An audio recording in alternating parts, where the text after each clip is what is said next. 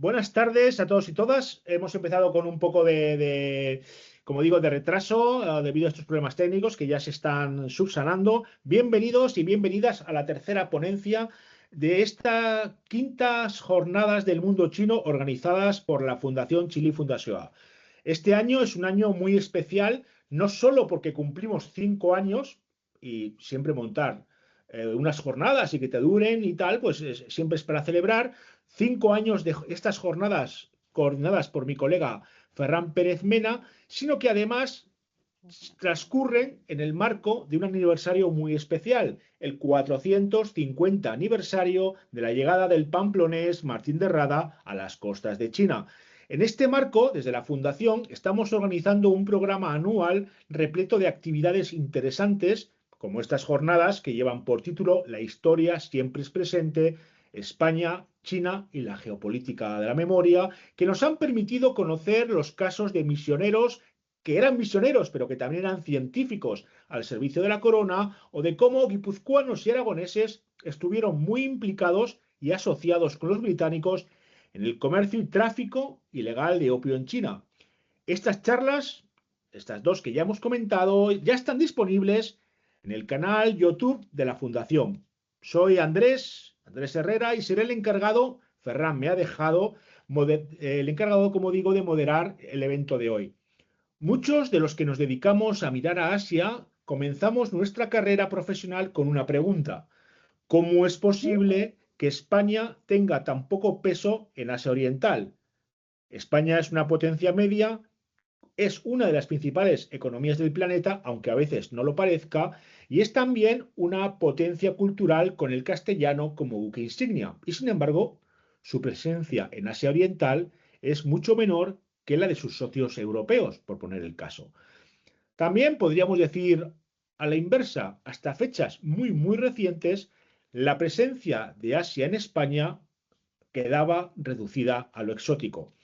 Todas estas cuestiones las hemos querido resumir en el título de esta tercera y última charla: España y Asia, las oportunidades perdidas.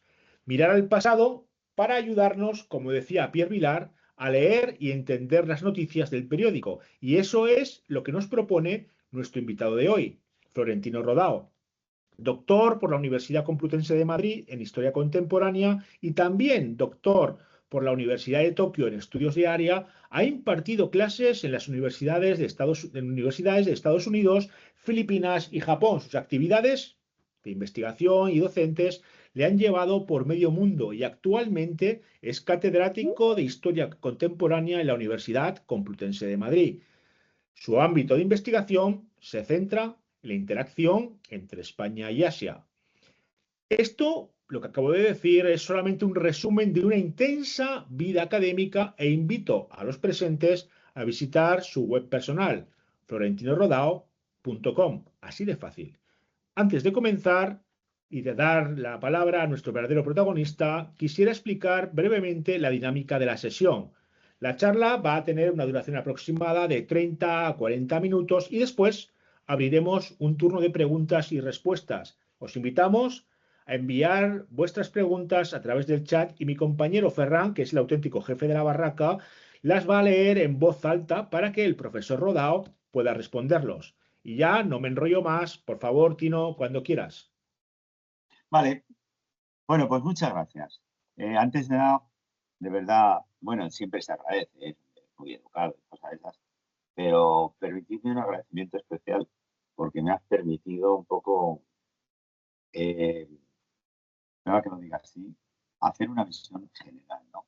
Siempre, por supuesto, cada uno vamos con nuestro asunto particular y de alguna forma me has pedido una cosa que ya te lo había comentado, pero es muy bonito, como ese último libro de mi vida, ¿no? En el cual hacer un análisis amplio sobre la visión de la España en Asia, ¿no? Y precisamente con un título que yo ya lo tenía pensado, es un tema que lo tenía cavilado, ahora ando por otros temas. Espero que mi próximo libro sea sobre la deshispanización de Filipinas, pero de alguna forma la culminación de mi carrera, cuando ya sea mayor, antes de morir, todas esas cosas. Sí que espero escribir un libro, lo que sea, un ensayo, etcétera, precisamente sobre este tema, ¿no? Ahora que nos estamos acercando al medio milenio de la relación de España con Asia, pues qué menos que tratar de hacer unas cábalas, ¿no? Sobre cábalas globales, ¿no? Sobre qué es esta relación de España con Asia, los problemas que ha habido, las ventajas, etcétera, ¿no? Entonces, venga, pues os agradezco mucho que me hayáis metido en este tema, forzadamente, fíjate que es sufrimiento, ¿no? Pero venga, vamos a ir, y perdonadme que me vaya a enrollar mucho, pero sobre todo que voy a ir un poco en el plano personal, ¿vale? Porque voy a poner fotografías, ¿vale? Esto en plan, yo qué sé, como queráis, ¿no? Pero claro, por supuesto, yo cuando he estado haciendo viajes, pues obviamente, pues este es uno de los temas que me ha llegado a viajar de un sitio a otro. Venga, este es un poco, empezamos por ello. Venga, me Perdona, parece que son, ¿eh? perdona, Tino, pero tienes que poner en visión orador a la diapositiva de la presentación, porque si no, digamos, está muy pequeñita, no se te ve nada. Perdona, ¿qué tengo que hacer? Tengo que Yo dar, creo que Mark, que estará en las sombras, en la penumbra, nos va a ayudar con este asunto, vale, porque tienes la presentación, la tienes bueno, no se ve, está súper pequeña, es como si fuera un asistente más. ¿en serio? Ah, pues Sí, eso pero entonces bueno, quemarlo solucione, ¿eh? sí, Perdona, quemarlo solucione. Vale, ahora se puede ver. ahora aquí estás. A mí me gustaría que se me viera porque tengo algunas cosas que enseñar, aparte de mi cara, ¿no? Pero tengo Vale, algunas cosas, a ver si se puede ver. Pero bueno, lo importante ahora es el PowerPoint, ¿vale? Empezamos. vale. Mar, ¿va bien la cosa? A ¿Va ver. bien la... Si se me eh, puede ver un poquito bien, ¿vale? Pero vamos, lo principal es el PowerPoint, ¿vale? sí, no sé, supongo que se puede ver ahora. Está, está puesto en primer plano, entonces se puede Sí, lanzar.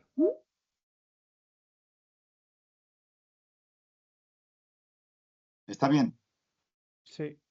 Sí, Yo lo veo vale. bien, ¿eh? Yo lo veo en Vale, primer plano, ¿eh? perfecto. Pues adelante. Vale, pues venga. Venga, empezamos entonces.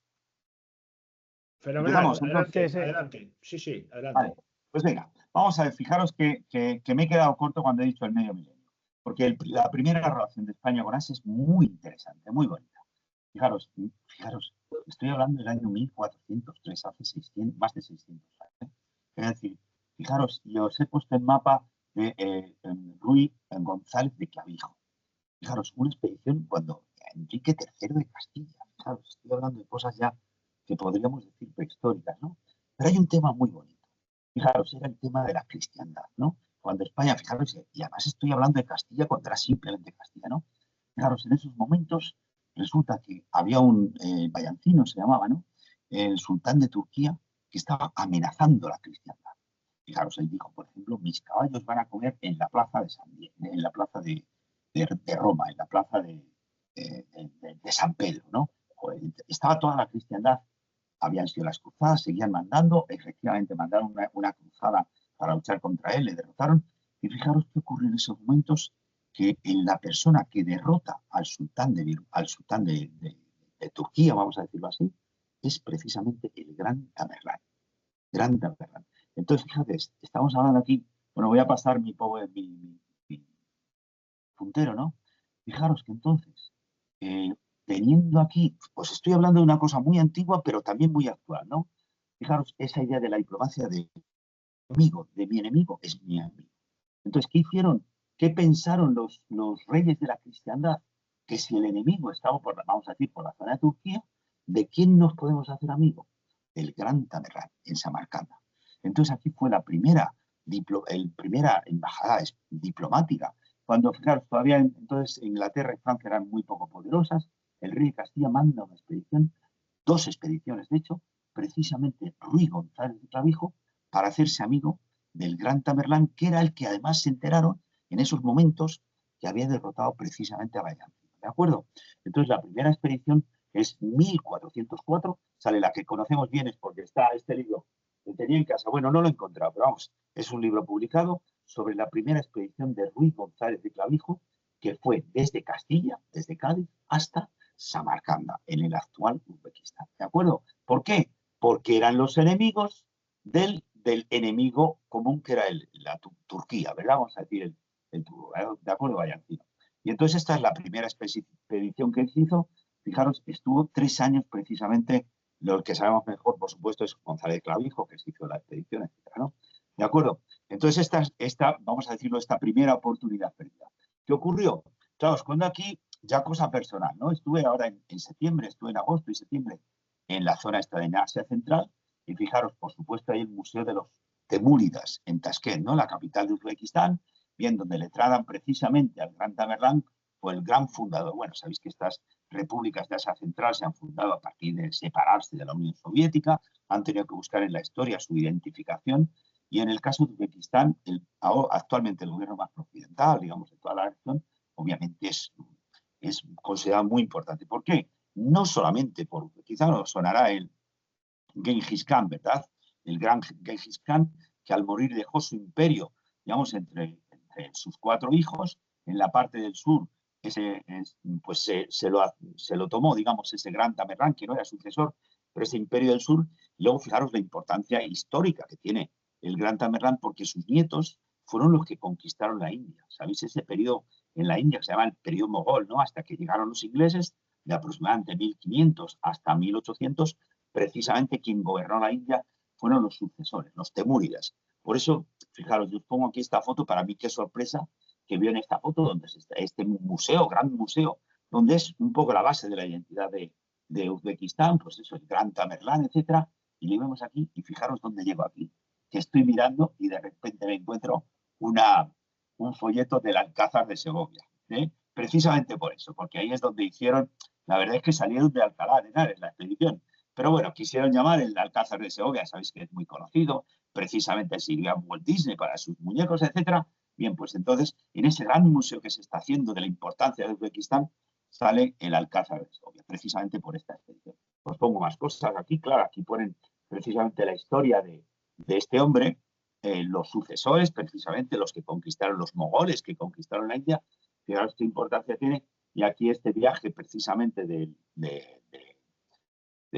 Ruy González de Clavijo, donde podéis ver, bueno, aquí se sacan la traducción al italiano, hay problemas.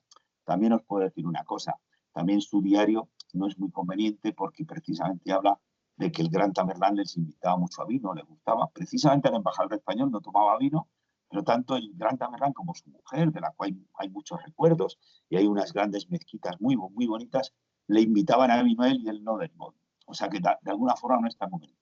Pero fijaros cómo se ha utilizado en Uzbekistán a la hora de salir la nueva independencia y de crear el país, pues obviamente se está sacando. Y os pongo nada, simplemente 2 anécdotas. Perdonadme, os estoy contando mi vida, ¿no? Este verano estuve aquí con mi hijo y fijaros, aquí veis precisamente la calle Ruy González de Clavijo. Aquí precisamente al lado del Rajistán, uno de los edificios más bonitos que he visto en mi vida, pues está esta plaza donde no hay ningún letrero, pero es la plaza de Ruy González de Clavijo. Y veis aquí también, fijaros qué bonito también, esto es lo que se ha hecho actualmente, ¿verdad? Lo de Afganistán, lo de recordar a Ruy González de Clavijo, pero sí que quedaba un pueblo al lado de Samarcanda que se llamaba Al-Motridi, Motrid, ¿no?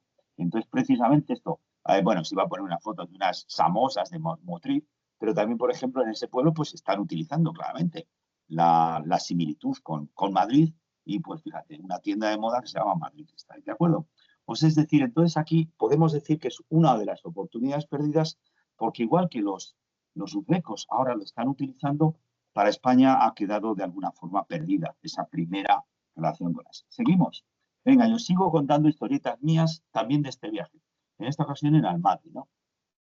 Fijaros, otro tema muy, muy bonito. 1375, lo que se llama el mapa catalán, en el que se hizo, fijaros, no sé si notáis aquí precisamente, esto es un mapa del mundo, por supuesto, muy, muy, muy imaginado, pero aquí vemos estas islitas redondas, os dais cuenta.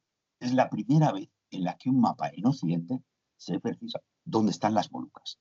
Y eso es muy interesante, ¿no? Es decir, en Europa ya se sabía. Eso podemos decir que son básicamente los catalanes, ¿no? Entonces, esto es en el Museo Nacional, el Museo de Historia de esto, otro país de los recién creados, ¿no? Kazajistán, ¿no? Capitán, no me acuerdo, pero la ciudad principal es Almaty, ¿vale? Perdón, Almaty. La capital ahora no me acuerdo el nombre. Bien, bueno, pues en el Museo Nacional de Almaty precisamente vemos también que en este mapa del mundo, el primer mapa del mundo, de 1375, también están contentos y lo ponen porque precisamente figura este estado medio, ese original de Kazajistán, ¿de acuerdo? O sea que, fijaros que a mí eso me significa que qué pérdida, ¿no? Es decir, sabéis que cuando se unió en España y Castilla, perdón, Castilla y Aragón, Castilla fue la que estuvo a cargo de América y de alguna forma los catalanes quedaron, digamos, relegados simplemente, digamos, a la zona del Mediterráneo, ¿no? Entonces, en ese sentido, sí que siento esa pérdida de la corona de Aragón, de esa relación con la corona de Aragón, porque fijaros, estas primeras relaciones con Asia fueron por medio de Aragón, ¿vale? Venga, seguimos. Venga, el tercer punto, que aquí estoy hablando ya de dinero, estoy hablando de muchísimo dinero. Sabéis muy bien por qué se descubrió el mundo, más que por qué se descubrió el mundo, porque fue la primera vuelta al mundo, la de Magallanes Elcano. Obviamente, lo sabemos todos perfectamente que esa primera vuelta al mundo fue gracias a ese deseo de conquistar ese mercado que tenían los árabes, que era llevar las especias, ese producto tan carísimo, el clavo, el majlis, las especias, ¿no? El clavo que lo llevaban hasta entonces los árabes a Europa, pasando descargando en el canal de Suez, llevándolo por seres humanos hasta el Mediterráneo y desde allí a Venecia, ¿no? Bien, ¿cuál fue el gran éxito de Portugal? ¿Qué era lo que buscaban tanto portugueses como españoles? Pues obviamente ese mercado que estaba en manos de los árabes, llevarlo para los españoles, o a los ibéricos, ¿de acuerdo? Entonces aquí sí que podemos decir, dentro de esas oportunidades perdidas, vamos a decir claramente que España no consiguió ese mercado de las especies. Lo consiguió primero Portugal y después lo consiguió ¿cómo se llama? Holanda, ¿verdad? Bien, aquí os puedo decir, pues, ¿qué es eso? Mira, son también fotos que tomé yo cuando estaba en Indonesia, estos son del año 87, no sé si veis, entonces, por ejemplo, en las Islas Molucas, por supuesto, su medio de vida actual, su principal producción siguen siendo las especias, por supuesto, un mercado mucho más limitado de lo que era entonces. Entonces, veis aquí, por ejemplo, pues, en las calles, veis que la gente pues tenía las especias secándose. Y fijaros, aquí una cosa que yo me alegro mucho de esta foto, ¿no? Fijaros, ¿sabéis las especias? En un principio, no me voy a contar la historia, ¿no? Pero sí que en un principio la isla de Ternate era donde estaban los portugueses. La isla de Tidore, son dos islas cercanas, era la que estaban los españoles, ¿no? Entonces, fijaros, yo me acuerdo, fijaros, esta foto salgo allí con esta camisa amarilla, iba con un profesor de la Universidad de Ternate, de allí, ¿no? Y yo me acuerdo, joder, o sea, bueno, subimos hasta arriba del todo, ¿no? Y el tío me dice, joder, tus antecesores eran fuertes, ¿eh? Pues no, tuvimos que subir. Entonces esta es la foto que tengo yo en esos años, en el año 87, con el profesor de la universidad, en el resto de este fuerte español. Y aquí esto es una reconstrucción que se ha hecho hace el año pasado, precisamente de cómo era ese fuerte. Fijaros la importancia de ese fuerte de los españoles en la isla de Tidore. Estaba en Soaciu, se llama, ¿no? Estaba en la zona más alta de aquí, ¿verdad? Entonces, bueno, pues eso, aquí quería mencionar, pues eso, esa pérdida del mercado de las especias como esa otra oportunidad perdida, la tercera que pongo en este caso. Os pongo, vamos a decirlo que no fue una tontería, y os puedo decir claramente que en España se intentó mucho. Venga, os pongo una cosa muy clara. Vamos a decir los fracasos. Y no se puede decir que España no lo intentara hacerse con ese mercado de las especies. Venga, vamos a decirlo claramente. Después de que llegara Magallanes, el Cano ya, en 1521, ¿sabéis? Si me parece, no sé en qué años, mira, 1525, lo que se hizo fue fundar la Casa de la Especería y se mandó una gran expedición desde La Coruña, que era la expedición que se iba a hacer con el mercado de las especies, ¿verdad?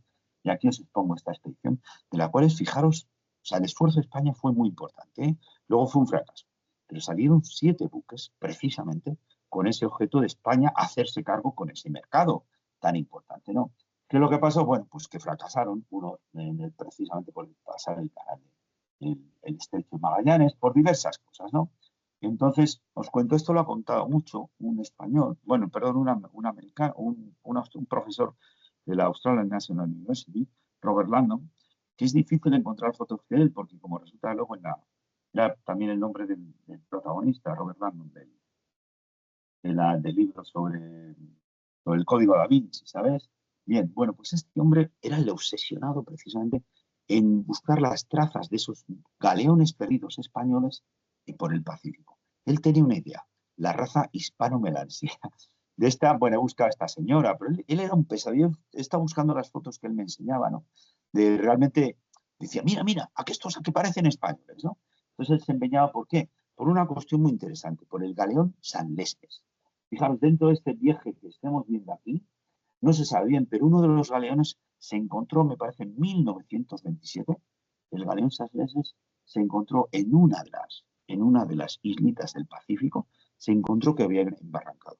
Entonces es factible suponer que dentro de esos españoles, que, o vascos, lo que sea, que fueran para el país, para la vuelta, se quedaron sin barco, etcétera, y entonces en lugar de dar la vuelta al mundo, pues se quedaron a vivir y, por supuesto, procrearon o se hicieron. Él hablaba de esa raza hispano-melanesia a raíz de esos señores, a raíz de esos vascos predominantemente que estaban allí, hablaba de esta señora, ¿vale?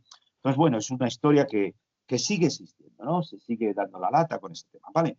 Bien, entonces vamos a decir que fue un fracaso la expedición de García Jofre de Loaiza. Bien, ocurrió, pero vamos a decir que tampoco fue solamente la expedición. Hubo intentos muy fuertes por parte de España de una cosa muy bonita, reclamar las Molucas como territorio español. Fijaros, os pongo aquí este mapa, ¿no? Sabéis que después de la llegada a América, 1592, hubo el Tratado de Tordesillas, 1594, en el cual los reyes de España y Portugal se dividían la cristiandad, por decirlo de alguna forma, el hacer cristianos en el mundo, ¿no? Primero se lo dividieron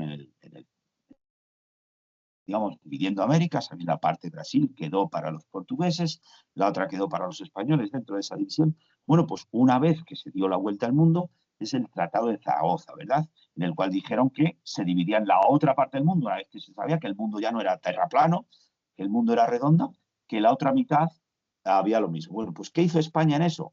Pues hombre, está en los mapas de Diego Ribeiro, este que veis abajo aquí, en los cuales, ¿qué estaba planteando Diego Ribeiro? Pagado por el Estado español, pagado por el rey de España. Pues bien, lo que venía a decir es que estos mapas, que las Molucas correspondían al territorio del rey de España. Por supuesto, como os podéis imaginar, lo opuesto de lo que decía los pagados por el rey de Portugal, que decían que este territorio era parte del rey portugués. ¿De acuerdo? Bien, entonces hay que decir, bueno, fue un fracaso. España no sacó apenas beneficios de las especias, pero hay que decir que sí que el primero. ¿De acuerdo? ¿Me vais entendiendo bien? ¿Sigo con el siguiente? No sé si hay alguna pregunta o algo así. ¿Vale? Venga, sigo. No hay preguntas, ¿verdad? Vale. Pues venga, para mí esto es otra de las cosas más interesantes, ¿no? Fijaros que para mí es un problema muy grande y por eso precisamente expreso esto, es decir, que apenas se saltó al continente asiático. Como bien sabéis, España se quedó en Filipinas. Y claro, y ahí me duele por un tema muy claro, que es el tema de Portugal, ¿no? Porque Portugal sí que, efectivamente, como veis aquí, saltó por todo el sudeste de Asia. ¿De acuerdo? Y es un poco el problema que podemos decir. No solamente que tuviera el negocio de las Molucas, sino que Portugal también, todos esos portugueses se quedaban allí, o sea, se casaban con mujeres locales y tenían esas redes de comercio. Sabéis que el portugués parece ser que fue la lengua franca del comercio en la zona del sudeste de Asia hasta el siglo XVIII aproximadamente. Es decir, que la gente se hablaba mucho portugués, aunque bueno, la relación con Portugal pues era muy vaga, como podéis imaginar, ¿no?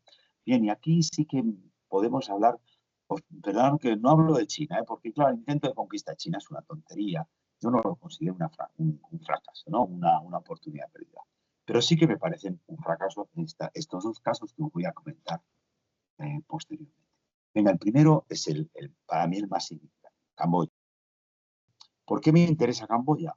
Porque hubo una serie de expediciones muy interesantes en la cual digamos que estuvieron en Camboya. Y hubo, vamos a decirlo así, es un poco ilusorio, ¿no? Hubo la posibilidad de quedarse en Camboya.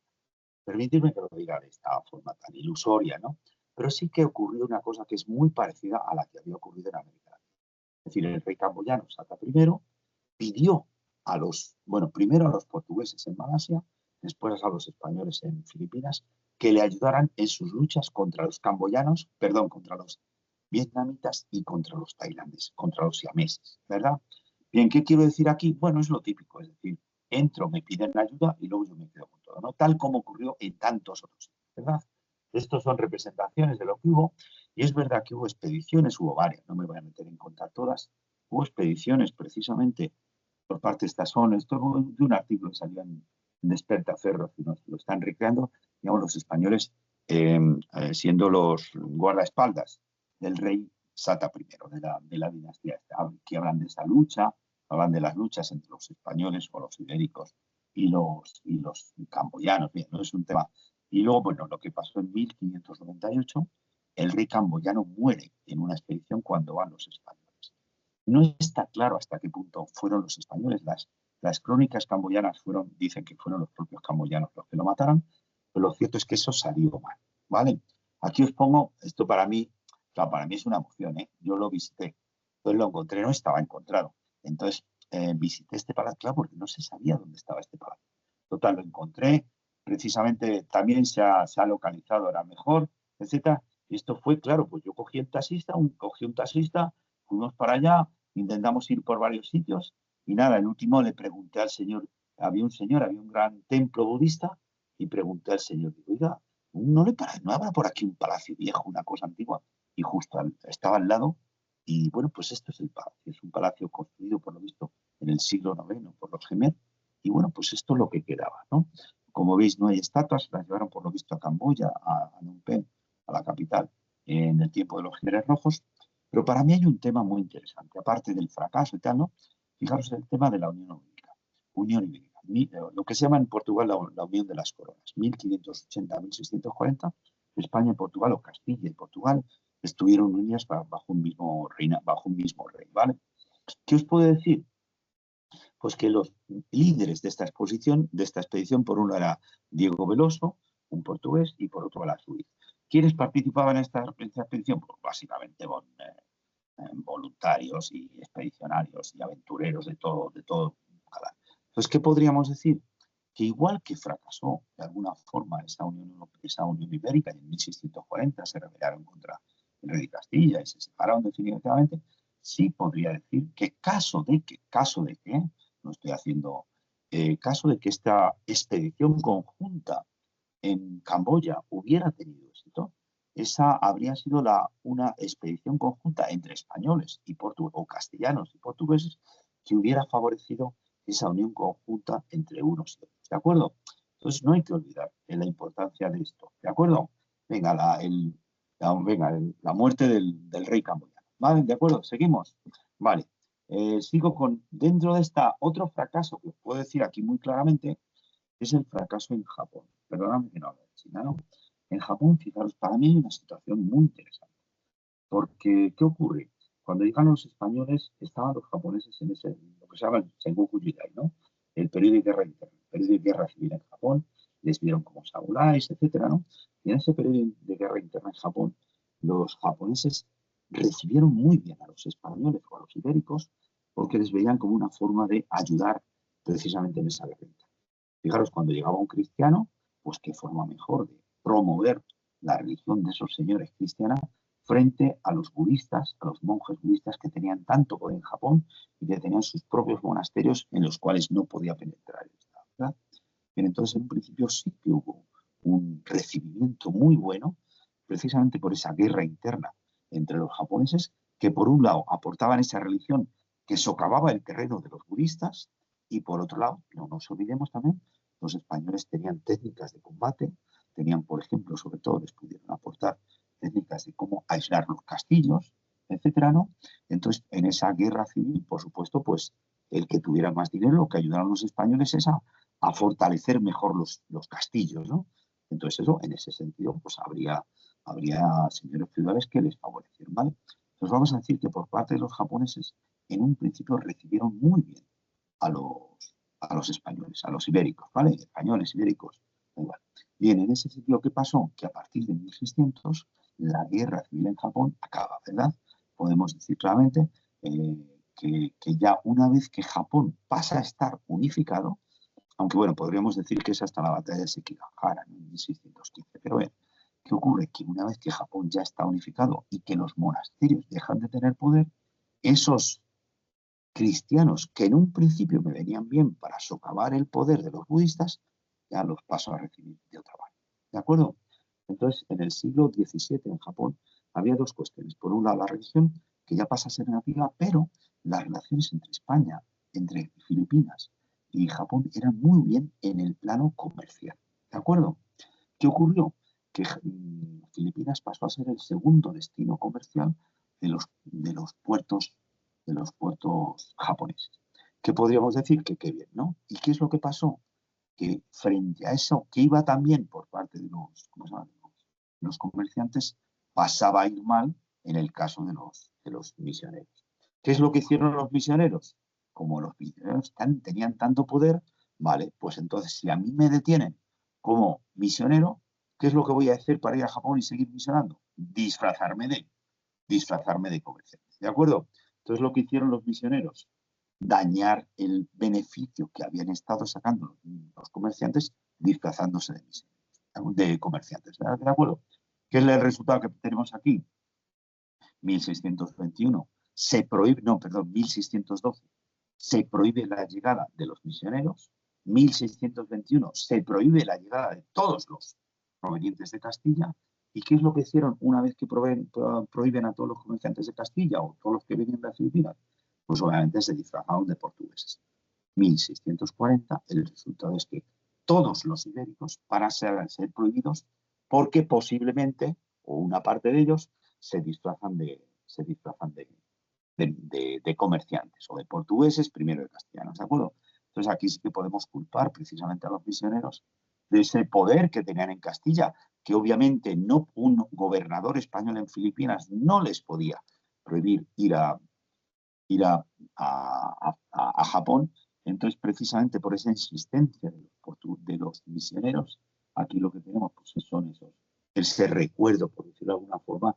Por ejemplo, pongo aquí la foto de los 26 mártires de Nagasaki. Es decir, hay el recuerdo, lo que se acaba haciendo pues es matando a todos los españoles o a todos los por presuntos misioneros. ¿De acuerdo?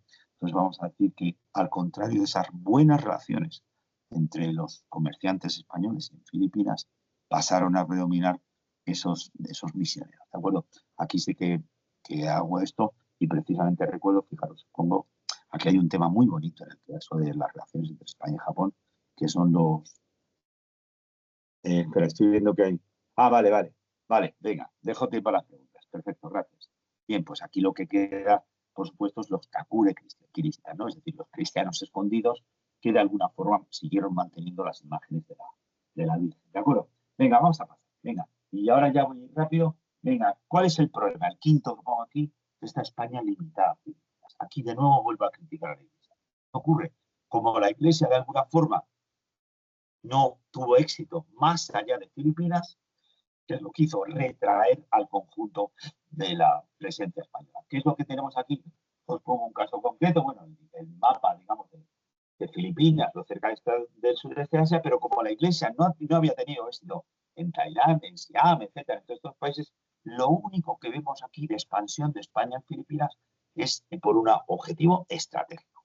Os pongo el caso claro, os pongo un amigo, José Eugenio Gorao Mateo, que es el que está investigando, y la única extensión que hubo, me parece, en 1624, fueron los fuertes que puso España precisamente en Taiwán, precisamente para proteger el viaje del galeón de Manila.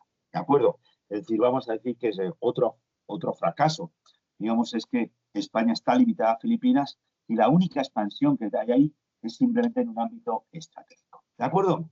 Pero dame que ahora me vaya a otra parte cultural. ¿Vale? Fijaros, pongo aquí dos cosas que son para mí muy bonitas, ¿no? Fijaros este famoso dibujo de un rinoceronte, ¿no? Africano, ¿no?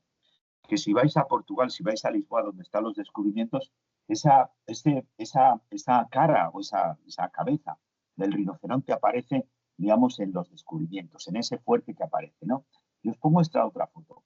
¿Quién es este Luis de Camões? ¿Por qué?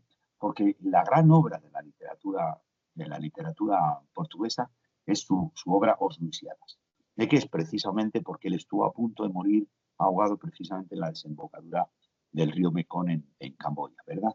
En un territorio que ahora es portugués, pero que entonces era Camboya. ¿Y en qué os puedo decir? Que para los portugueses, efectivamente, hubo muchos iconos de Asia, ¿no? ¿Y qué es lo precisamente? ¿Qué ocurrió en el caso de España? Que no hubo esa imaginería laica, ¿de acuerdo?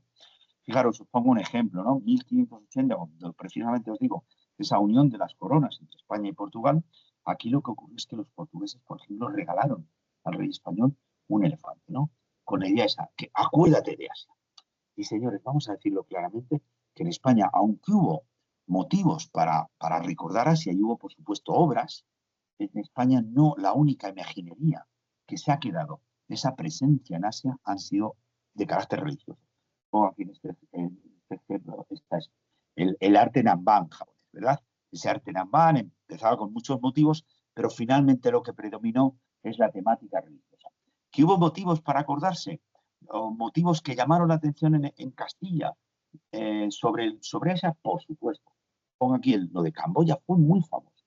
Gallinato, el nuevo rey Gallinato, bueno, salieron obras en las que salía pues, el que comandó la expedición de los españoles también allí, por supuesto. Entonces, estas son las comedias famosas. Y luego, fijaros el nombre Candaya.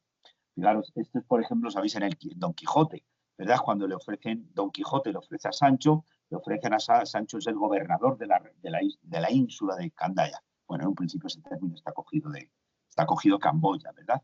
Es decir, el tema de Camboya fue muy famoso en esos momentos en España, pero fue totalmente olvidado, precisamente sustituido por esa imaginería religiosa. ¿De acuerdo? Venga, vamos a seguir entonces. Venga, vamos a decir otra cosa, paso al punto séptimo, ¿no? Los viajes por el Pacífico. Fijaros la de viajes que se hicieron por el Pacífico, es decir, se descubrió el Pacífico, básicamente fueron españoles, ¿no? ¿Qué podemos decir de estas características de esos españoles que fueron por el Pacífico? Vamos a decir, hay un tema muy famoso, la primera mujer almirante es Isabel de Barreto, se puede recordar, pero vamos a decir que sirvieron de poco. ¿Cuál era el objetivo en estos momentos? Sabéis que había la imaginería, había el sueño de que los españoles estaban, de que había por ejemplo, las leyendas de la Isla de Oro y la Isla de Plata, ¿no? Se pensaba que se iba a encontrar, bueno, Solomón, ¿no? La isla Salomón, ¿no?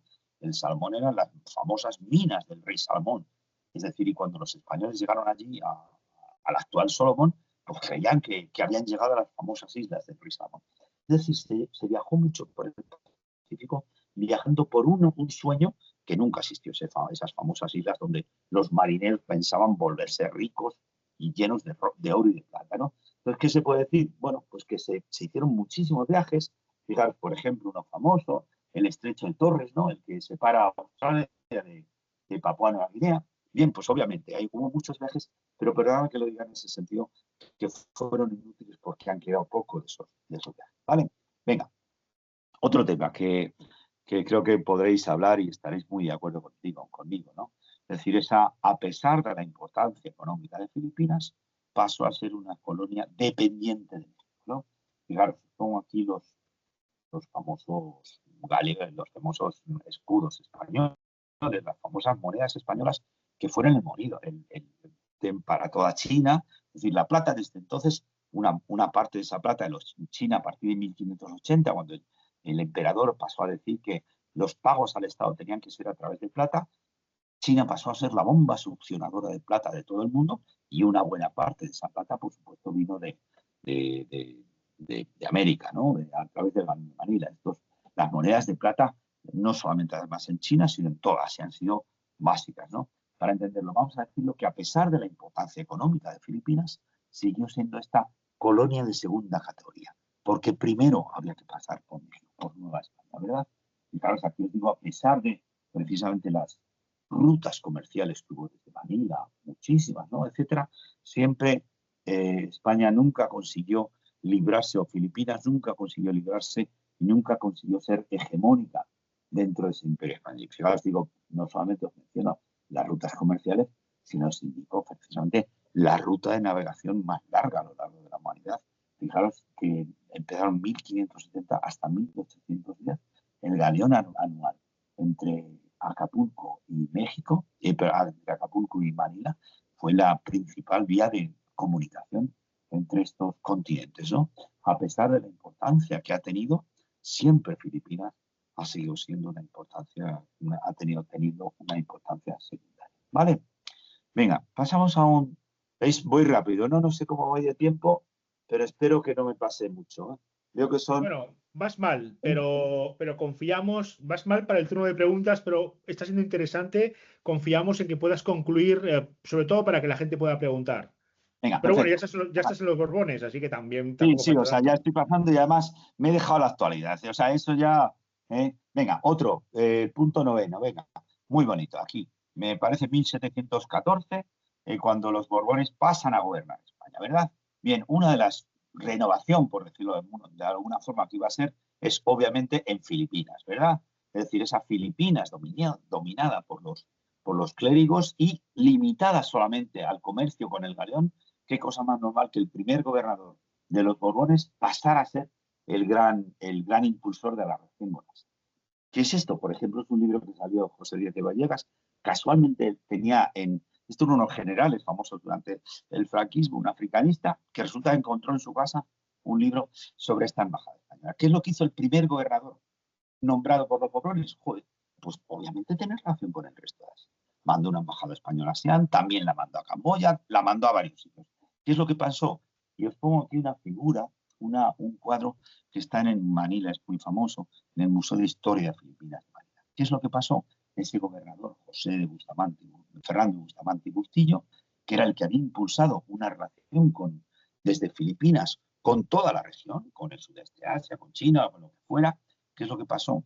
Que acabó muriendo conjunto con su hijo precisamente en una rebelión porque él había encarcelado al gobernador, al obispo Agustino de Manila, y lo que hay es la embajada fue en 1718, en 1719 hay una rebelión y hay una rebelión de los misioneros en las cuales lo que hacen es liberar al obispo de Filipinas y matar al gobernador y a su hijo. Vamos a decir que es un fracaso y que es esa oportunidad que hubo en 1718 de acabar. ¿Vale? Bien, venga, la décima. Simplemente sigo aquí con lo que había hecho del Pacífico. Me duele mucho porque fueron expediciones ya en la época moderna. Pero si estoy hablando, bueno, estuve hace 3 años en Babao, ¿no? Este es el libro que os he sacado. Ya os pongo aquí. Este es uno de mis primeros libros que saqué, precisamente España y el Pacífico, precisamente la expedición de Malaspina, etcétera. Un dibujo de Malaspina precisamente lo utilicé yo para uno de los libros. Bien, vale, ¿qué os puedo decir precisamente de este libro? Pues nada, de esta relación, que nada, que tampoco sirvió para mucho. Os digo esta es Mourelle, es el primero que llegó, por ejemplo, aquí. Sí, bueno, pues por supuesto podéis imaginar que en Babao, un sitio precioso, pues hay una memorabilia, etcétera. Es que os pongo aquí un vasco que había conocido en Vanuatu en 1984, que era vasco, me insistió, oye, es que hay muchos vascos que estamos en Tonga y tal.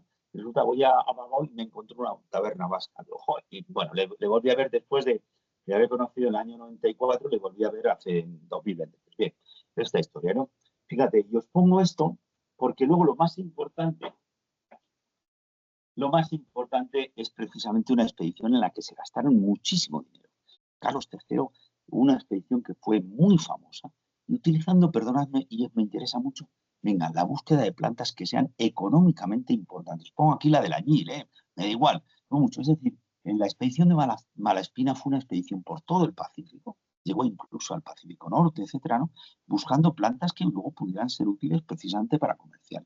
¿Y qué pasó? Bueno, pues pasó una cosa que, fijaros, mira, os pongo la fecha, 1769-1894, es decir, España estaba ya un poco con revuelta, me empieza justo cuando estalla la Revolución Francesa, y bueno, vamos a criticar a Malaspina con toda la admiración que le tengo, que llegó, claro, era muy, muy popular en España, era cuando estaba Godoy, y como estaba toda la gente criticando a Godoy, Malaspina lo que se puso a hacer es criticar a Godoy. Entonces acabó en la cárcel, por un motivo político, porque estaba criticando el poder, etcétera. Es decir, todo ese gasto que hubo no sirvió para nada. Y perdón, me pongo aquí, mira lo que, esto es, si lo compré, si vais a Tonga ahora y queréis comprar un magneto, podéis comprar este magneto, ¿no? Esto me interesa un poco para que veáis un poco cómo en la actualidad se sigue utilizando. ¿Sabéis lo que es este magneto? Bueno, por supuesto, con Tonga, etcétera, ¿no? Y luego por aquí una botella con arena, ¿no? ¿Qué es esto? Es que se dice que cuando llegó Malaspina a España, puede ser, sinceramente no sé, que cuando llegó Malaspina a España, dijo al rey, como le pedían que conquistara territorios, dijo al rey que sí, que los de Tonga se le habían sometido, o los de Babau se le habían sometido, y querían ser súbditos del rey de España, pero que lo había guardado en una botella y la había dejado debajo de enterrada en Babau. Claro, pues entonces lo utilizaban mucho para decir que no se ha encontrado todavía esa declaración del rey de Babau sometiéndose al rey de España. Entonces ya os digo, esto es un tema muy popular hasta el punto de fijaros cómo se venden estos magnetos por aquí. ¿Vale? Seguimos, venga. Vale, ahora ya me meto en el siglo, ya estoy acabando, ¿eh? Me meto en el siglo XIX. Hay un tema muy bonito, sonará la conchinchina, ¿no? Un término que se utilizaba antes como de alguna forma lo más alejado, ¿no?, que había en España. ¿Por qué tiene importancia la conchinchina? En 1857, en 1863, es una expedición hispano-francesa a raíz del asesinato de un dominico en la zona norte de Vietnam, en la cual esta, digamos, matanza de un dominico sirvió para que hubiera una expedición conjunta en la cual los franceses se sumaron de la ignominia que habían cometido los vietnamitas, ¿verdad? Y los pongo aquí, y a mí me interesa un tema muy bonito, ¿no? Es decir, por primera vez se podría hablar que dentro de esa expansión colonial, al lado de Filipinas, qué cosa más normal, por decirlo de alguna forma, para hacer un imperio, vamos a decirlo, mínimamente coherente, que estuviera de camino hacia España. Es decir, expansión de Filipinas podría ser en un territorio como vienen de alguna forma, vamos a hacer un imperio coherente, ¿no?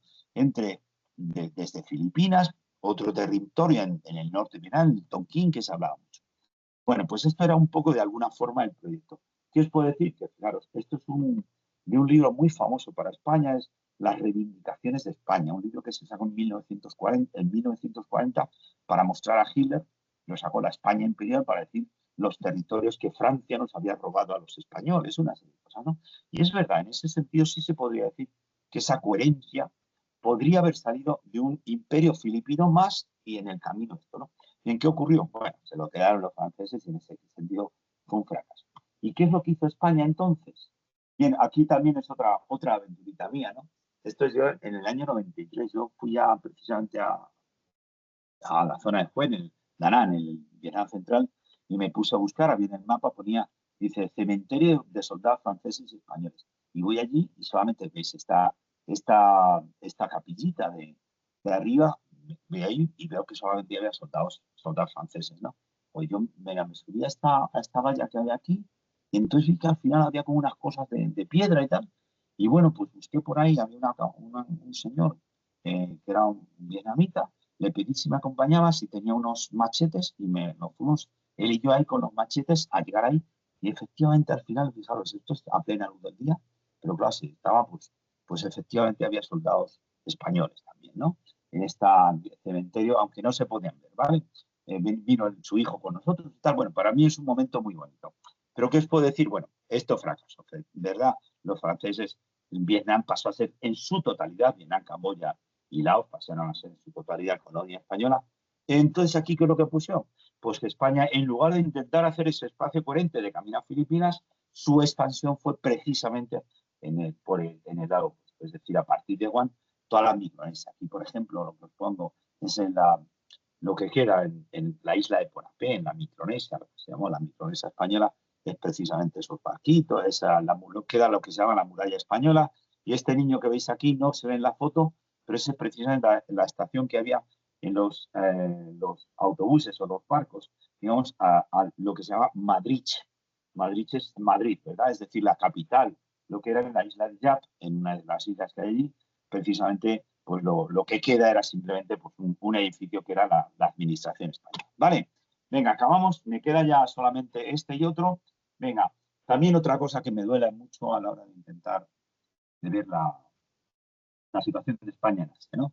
Venga, hay una cosa muy clara. Mira, finales del siglo XIX estaba muy claro, perdóname, en el mundo en general, ¿no?, que Cuba iba a ser para Estados Unidos.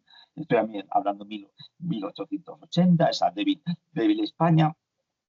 Se sabía claramente que Cuba, Puerto Rico, etcétera, era para Estados Unidos.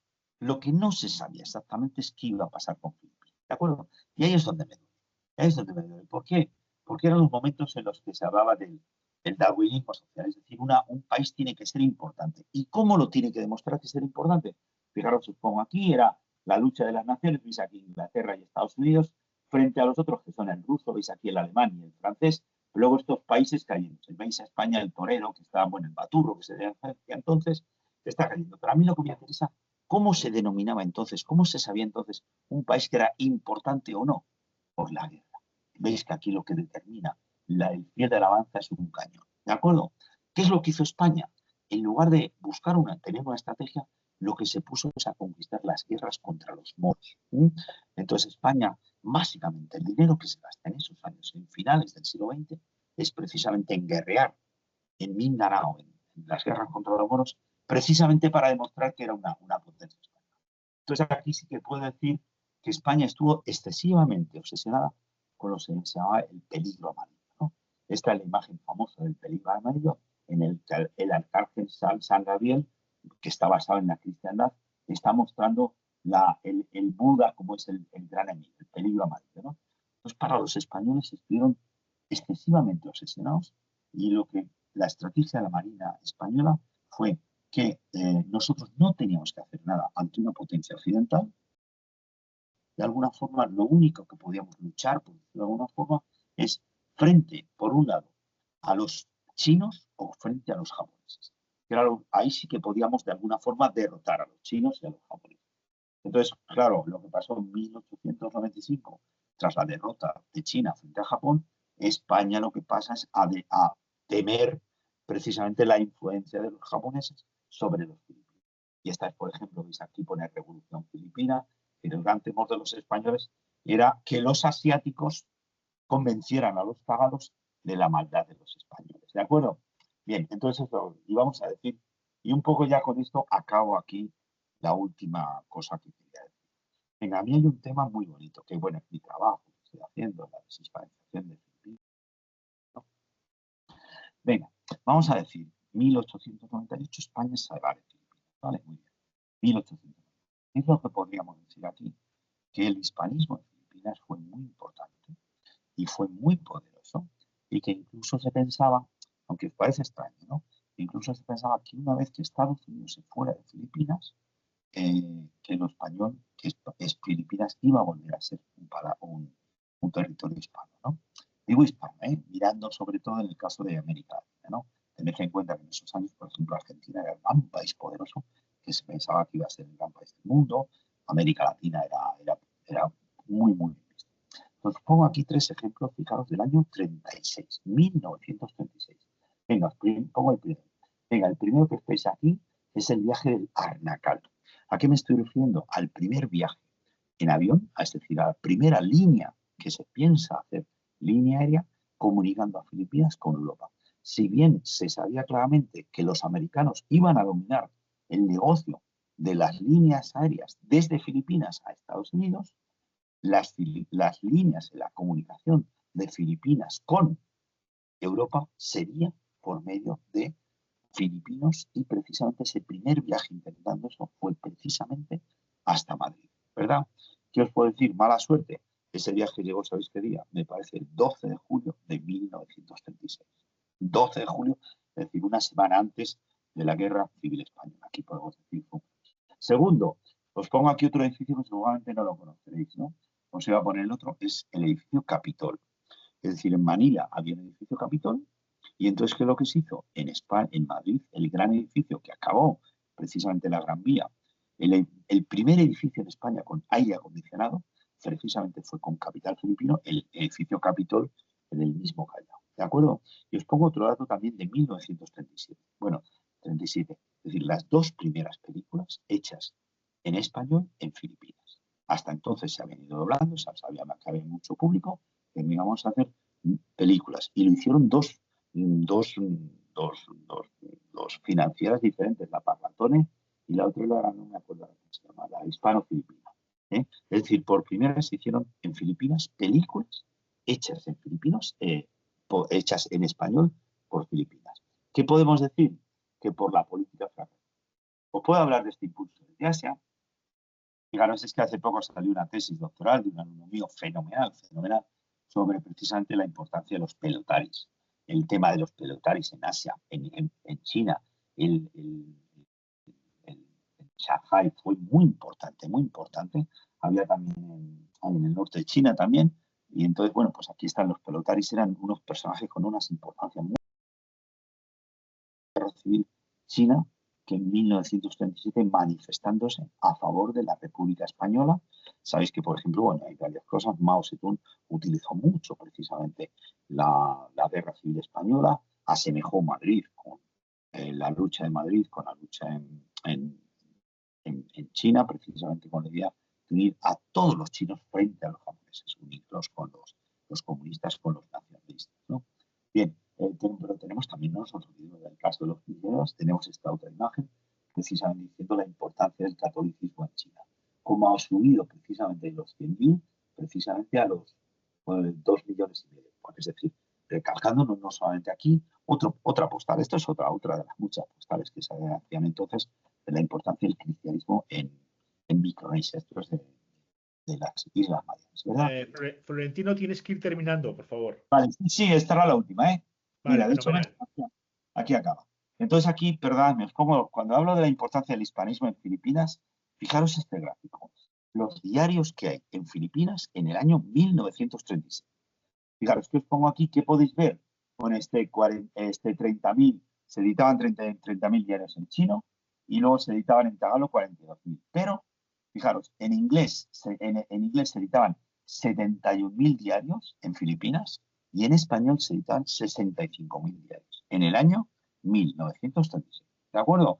¿Y en qué podemos decir? España se unió al eje, bien, no, franquismo, España pasa a ser asociada con los franquistas, con el eje, con el retraso, etcétera. Entonces, a partir de aquí se puede decir que ese hispanismo, pues hispanismo de España en Filipinas pasó a ser cosa de la historia, ¿de acuerdo?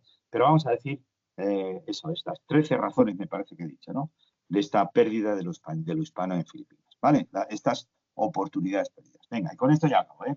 Gracias por estas llamativas, pero creo que no me pasa mucho tiempo, ¿vale, Andrés? Bueno, puede ser que sí, puede ser que no. Veremos a ver, el reloj está aquí.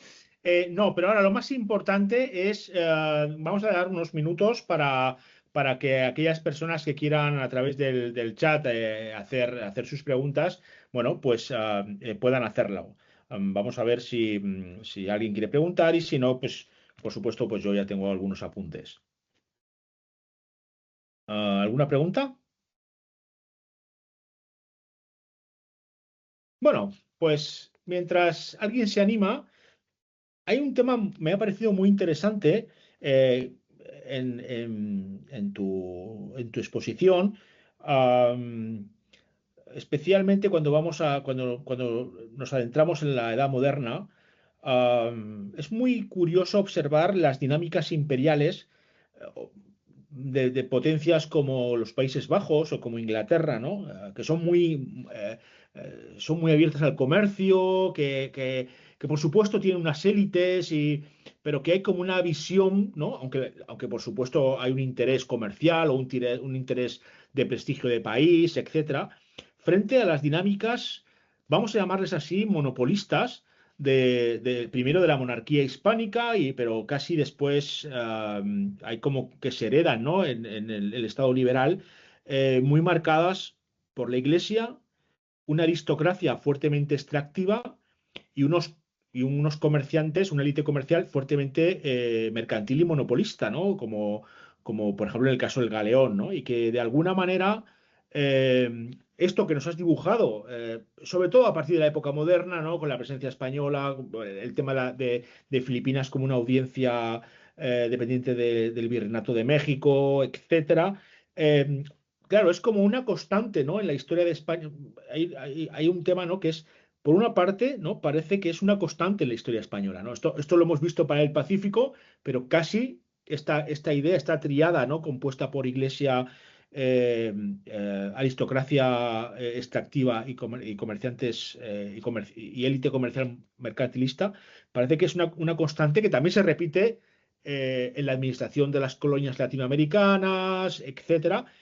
Y esto es por una parte, ¿no? O sea, me ha llamado la atención, ¿no? Esa constante, pero es que la otra constante, no sé si es que no lo has podido tratar, pero sí que me gustaría preguntarte sobre este asunto, es la ausencia de generar conocimiento. O sea, parece como que no hay un lugar para generar un conocimiento sobre China o sobre Asia, ¿no? Parece que no, que a pesar de que sabemos que hay tratadistas, sabemos que, bueno, desde las primeras relaciones, ¿no? Que hay gente que escribe sobre Asia, sobre las posibilidades de Asia, sobre las posibilidades de todo, pero parece que esto es como que no penetra, ¿no? No penetra parece que no penetra en la élite que toma las decisiones, ¿no? Sí. Tú que has estudiado más este tema. Mira, esto es un tema que lo trataron mucho, digamos, a fines del siglo XIX, precisamente, decir. Y os digo, os hablo de un racista, el más racista, el español más racista es Pablo Cécere, ¿no? En 1800 era el gran enemigo de José Rizal, ¿vale? Y precisamente esto era una de las cosas que decía. Dice, no me interesa el Clavel. Quería explotar, pero ahora me lo diga en este sentido, ¿no? Entonces, claro, se quejaba, por ejemplo, es que todas las cosas que sabemos son en relación con la Iglesia. Entonces, claro, de alguna forma lo que estaba planteando este hombre, yo os digo, no un objetivo racista, pero le comprendo de modernizar, ¿no? Modernizar el conocimiento. ¿Te das cuenta? En ese sentido estoy totalmente de acuerdo, ¿no? Es decir, todas las cosas que se habían planteado hasta entonces de Filipinas o de esta zona era cómo podemos conseguir que esta gente se cristianice. ¿De acuerdo? Y más allá de ese ámbito, me resulta muy chocante, ¿no? Por supuesto, estamos en China y no voy a hablar de estos temas de los jesuitas, estos, ¿no? Pero sí que es verdad. O sea, desgraciadamente estoy totalmente de acuerdo. Por eso he mencionado precisamente lo de Malaspina, ¿no? Ese intento de sacar beneficio, ¿no? Entonces ahí es lo que falla, ¿no? El decir, oye, vamos a sacar beneficio de Filipinas. El único momento en el que se habló claramente de sacar beneficio de Filipinas es a partir de la exposición de 1887 en el Retiro, cuando se dice, venga, vamos a hacer que los españoles vayan a Filipinas y vamos a sacar beneficio, ¿verdad? Y eso es verdad. Desgraciadamente estoy de acuerdo contigo, porque es verdad, no se intentó sacar beneficio de estas zonas, ¿no? Claro, por ejemplo, podemos decir, ¿no? Por ejemplo, otra de las cosas que criticas es las leyes de Indias. Pero bueno, ¿qué pasa? No. Lo que decía más o menos este CC, que tenemos que sacar beneficio. ¿Qué coño leyes de Indias o de tratarles bien? No, vamos a sacarles.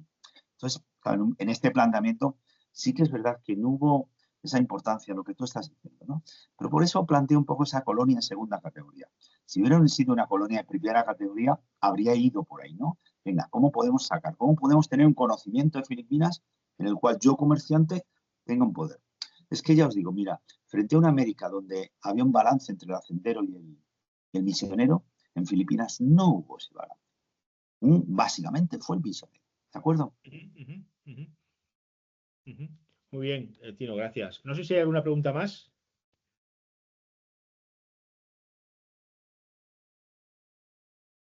No sé qué ha pasado aquí. Quizá porque lo has dejado todo súper claro. No, hombre, tío, es que yo no está gozando, ¿no? Y, perdóname las fotos que he puesto y cosas de esas, pero la verdad es que la gozo Es un tema, como ves, además está viajando, o sea, esto, qué más bonito que viajar precisamente buscando lo de Camboya y todas esas cosas, es un placer. Hombre, Yo lo de tengo una Camboya es que pregunta interesa. Sí, Ferran, adelante. que no sé cómo formularla, la verdad, y no sé y tampoco sé si tiene sentido, pero y a veces yo no soy experto en temas de Asia en España, la verdad que estoy muy desconectado de la comunidad de estudios de Asia en España, pero sí que a veces se ha hablado como de reformular lo que son los estudios de Asia y quizás para intentar como depender menos de lo que es el mundo anglosajón, ¿no?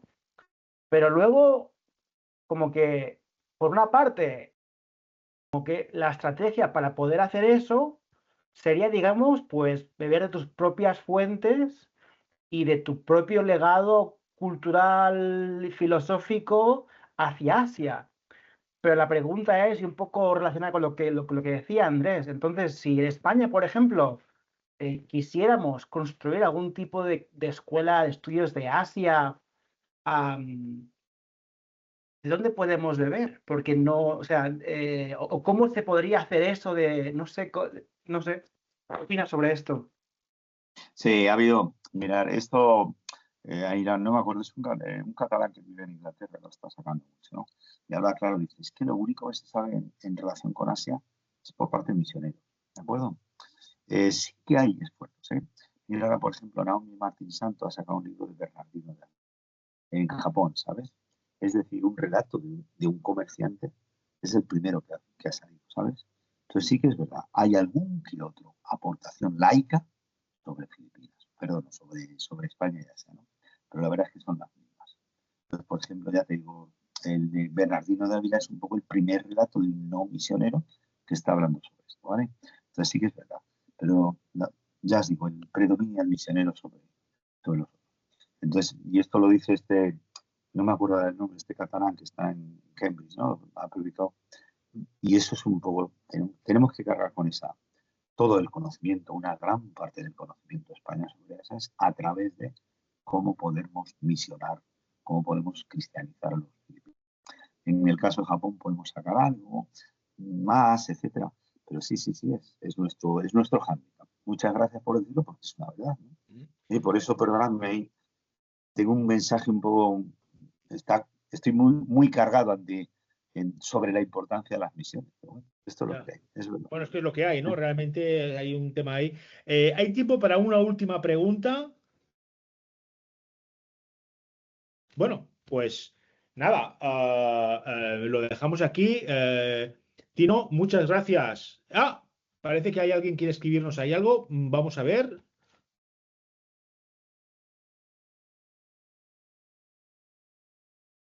Estamos todos expectantes. Bueno. Está aquí, sí. Bueno, no pasa nada. No, que está escribiendo, es que está escribiendo ahora mismo en el chat. Que lo está escribiendo. Vale. Entonces, léemelo porque yo ahora no lo puedo leer. Sí, no te preocupes, ya ahora lo leo.